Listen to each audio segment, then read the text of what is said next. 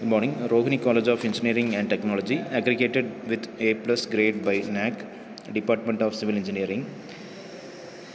CE 3402, Strength of Materials, Regulation 2021. A. Anand, Assistant Professor, Department of Civil Engineering. So here we are going to see the topic bending and shear stress in beam. Bending stress in beam. When some external load act on a beam, the shear force and bending moment are set up at all sections of the beam. Due to the shear force, the bending moment, the beam undergoes certain deformations. The stresses induced by bending moment is known as bending stress. Next, pure bending or simple bending. If a length of the beam is subjected to a constant bending moment and no shear force,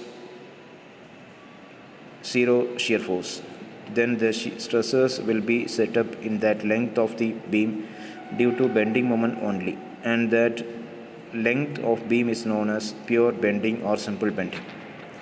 The stresses set up in that length of beam are known as bending stresses. So this is the bending stress diagrams in a overhanging beam, having the shear force diagram and bending moment diagrams. A beam is simply supported at the A and B overhanging by the same length at each support. The point load W is applied at each end of the overhanging position. It is clear that there is no shear force between A and B, but the bending moment between A and B is known as pure bending or simple bending. A next theory of simple bending with assumptions made. Assumptions made in the theory of simple bending. The following are the important assumptions. The first one is the material of the beam is homogeneous and isotropic. And second point is the value of Young's modulus of elasticity is the same in tension and compression.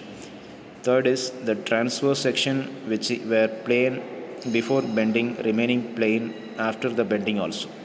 And fourth point is the beam is initially straight and all longitudinal filaments bent into circular areas with a common center of curvature. And fifth point is the radius of curvature is large compared with the dimensions of the cross sections. And sixth one, each layer of the beam is free to expand or contract independently of the layer above the below it. Next, theory of simple bending. If the figure shows a part of a beam is subjected to a simple bending, consider a small length dx of the part of the beam. Consider two sections AB and CD which are normally to the axis of the beam, neutral axis. So due to the action of bending moment, the part of length dx will be deformed. So this is the diagrams we are given before bending and after bending. Bending stresses in symmetrical sections. So the neutral axis of symmetrical section lies at a distance of d by 2 from the outermost layer of the sections where d is the diameter or depth. There is no stress at the neutral axis, but the stress at the point is directly proportional to distance from the neutral axis. The maximum shear stress takes place at a outmost layer for the simply supported beam. There is a compressive stress above the neutral axis and a tensile stress below it. If we plot these stresses, we will get a figure shown below. So this is the cross section of the beam. There is action of stresses distribution across the sections. It will be the diagram will be shown as a sigma c. So here I have the problem. A steel plate of width 120 mm and thickness 200 mm, 20 mm is bent into a circular arc of radius 10 mm, 10 meter. Determine the maximum stress induced and the bending moment which will be provide the maximum stress.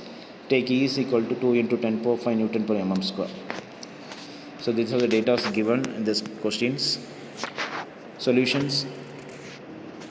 So we know that sigma divided by y is equal to capital E divided by r. So y max is equal to T divided by 2, that is 20 divided by 2, 10 mm. Sigma max is equal to E divided by r into y max, getting the value 200 Newton per mm square. And we know that the conditions m by I is equal to E by r. We are getting the moment value 1.6 kilonewton meter. Next problem number 2, calculate the maximum stresses induced at a cast iron pipe of external diameter 40 mm and internal diameter 20 mm of the length 4 meter when the pipe is supported on its end and carries a point load of 80 Newton at the center. So this is the diagram. You are given the hollow tube, that is external is 40 mm, internal is 20 mm. The bending moment is W into L by 4.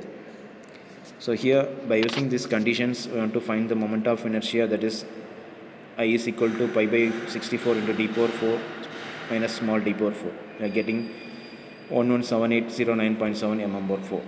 And now, by using condition m I divided by I is equal to sigma by y, we are getting the value sigma max is equal to 13.58. These are the two problems we have seen in this bending shears. Thank you.